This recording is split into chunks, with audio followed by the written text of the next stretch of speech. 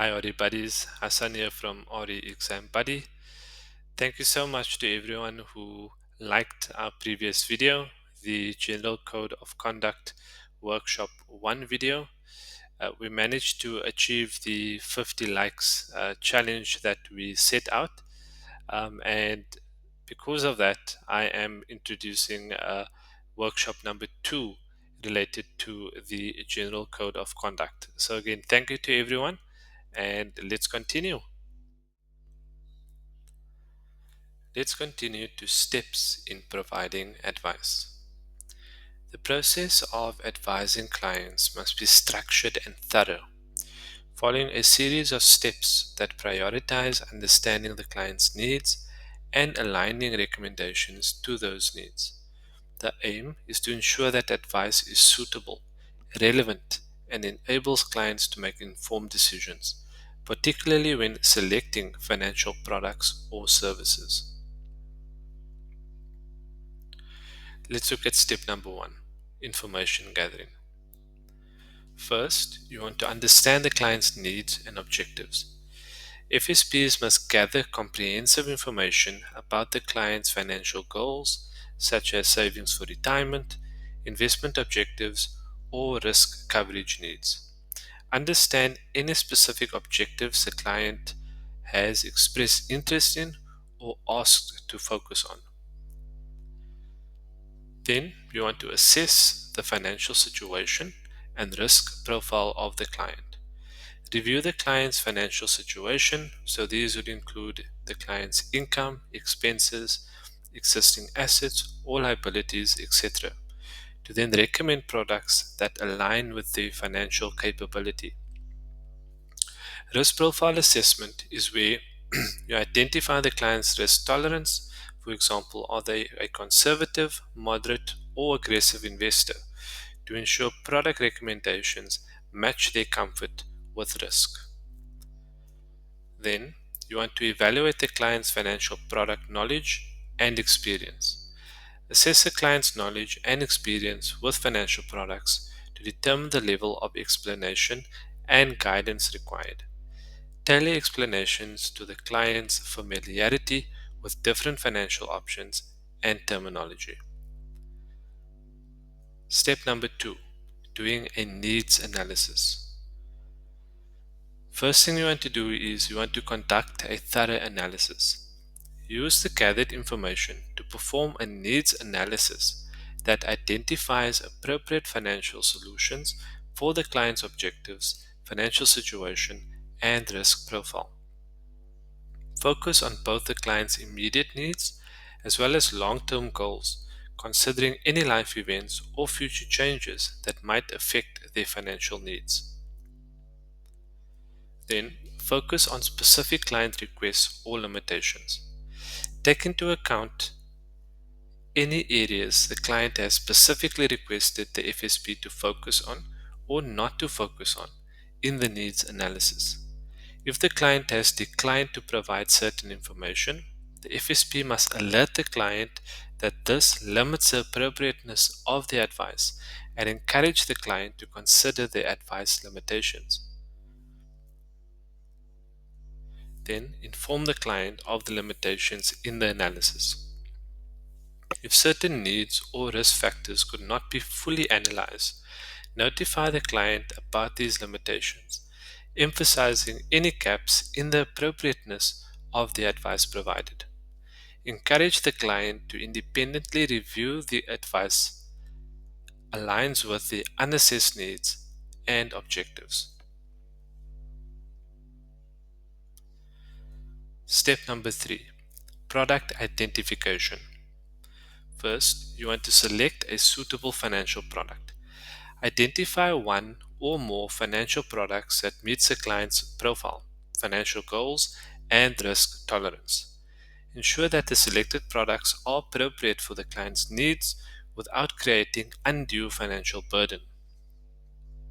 Then, communicate the product constraints.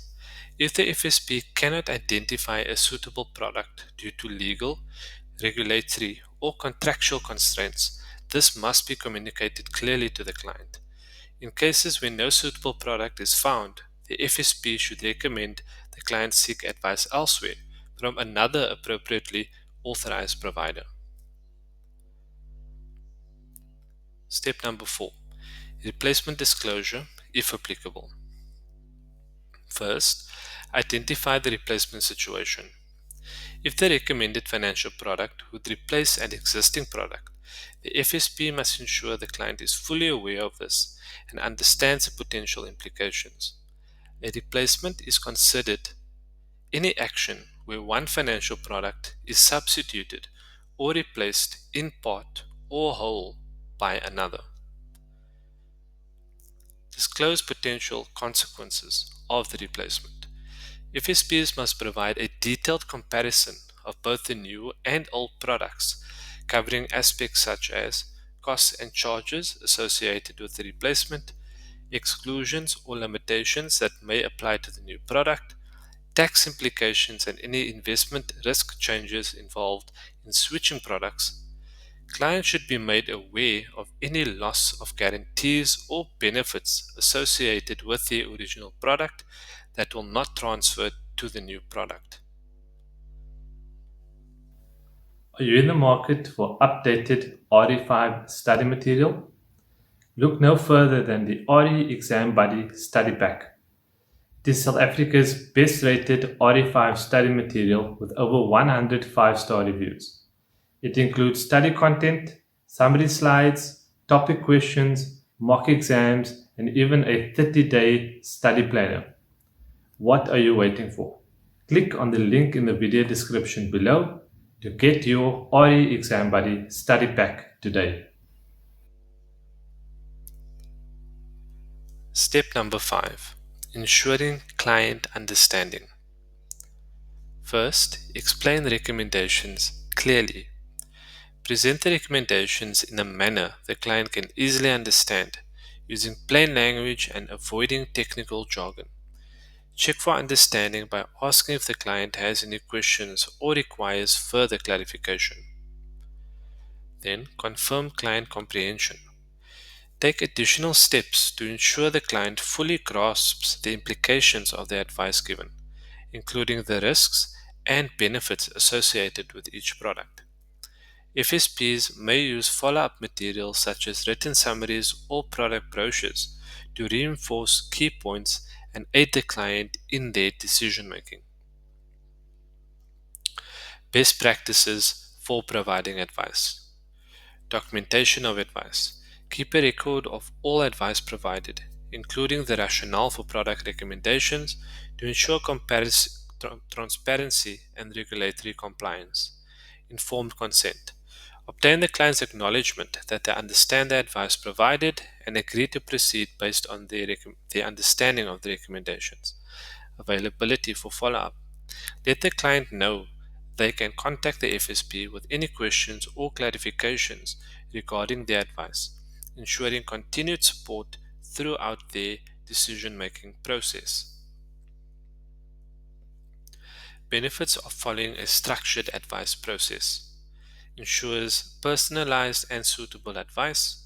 So by tailoring advice to each client's unique profile and needs, FSPs enhance the suitability of the recommendations and foster a stronger client relationship. Then, it also promotes informed decision making. Clear and comprehensive explanations enable clients to make well informed decisions about their financial futures, promoting satisfaction and trust.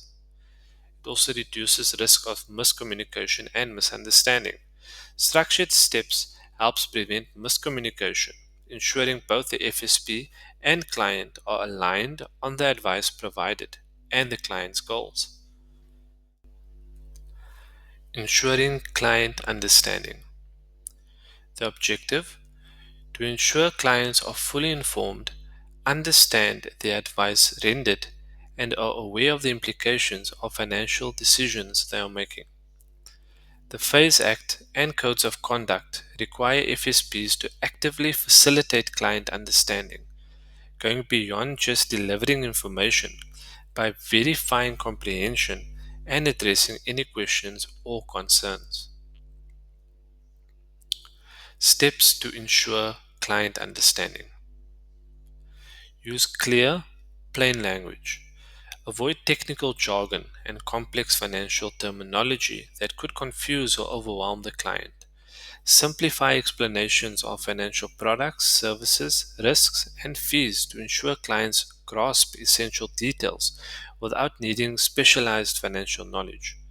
Use examples, analogies, or visual aids to make complex concepts more relatable and understandable.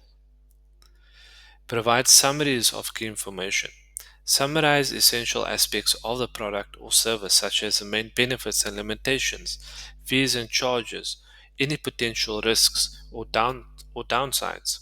A well-structured summary ensures clients focus on core details, allowing them to review critical points at their own pace. Encourage client questions.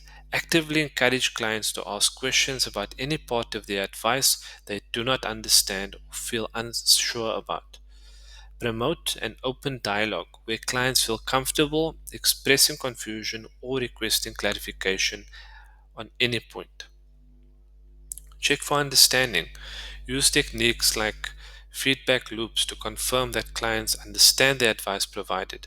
Examples include asking clients to repeat back the key information in their own words, asking questions to test comprehension of essential aspects such as how do you understand the risks involved in this product? Address any misconceptions or gaps in understanding immediately to prevent potential issues down the line. Additional strategies to support client understanding. Provide written documentation. Give clients written documents or summaries that include the advice provided, product details, and any significant disclosures or limitations. Follow up support. Let clients know they can contact the FSP with questions after the meeting or once they have had time to review the information. Highlight important consideration and risks. Emphasize any material risks associated with the recommended products, such as market volatility, policy exclusions or limitations, or early termination fees or penalties. Use visual aids and illustrations. Visuals such as charts, graphs, and tables can make financial projections, risk assessments, and fee structures easier to understand.